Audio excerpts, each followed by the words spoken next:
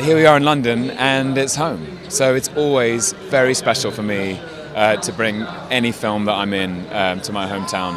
I remember coming down to Leicester Square when I was a kid to see movies at the Trocadero or the Odeon, so yeah, it's lovely. Well, Kong is an icon of motion pictures. I think he's 84 years old this year, and still growing, apparently.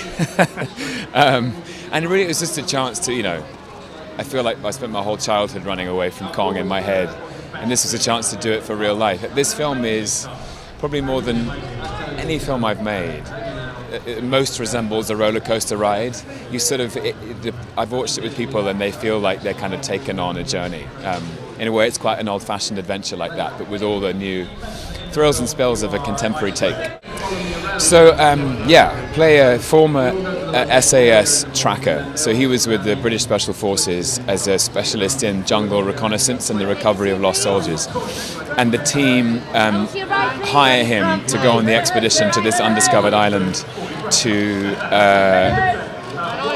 lead ground expeditions, because he knows his way around the jungle and a sharp object. It's just full of action. It's an immersive spectacle. In a way, the explorers arrive on the island on a helicopter, and it feels like that never stops. Basically, you're kind of on this ride and exposed to the elements. I hope it just is relentlessly entertaining. There's some great performances from Samuel L. Jackson, John C. Reilly, Brie Larson, and Kong is breathtaking.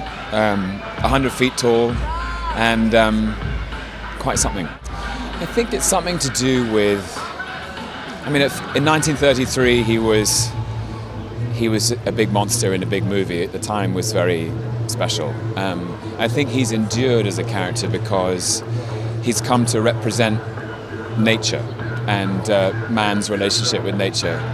That sometimes nature runs on its own steam and it doesn't need us interfering.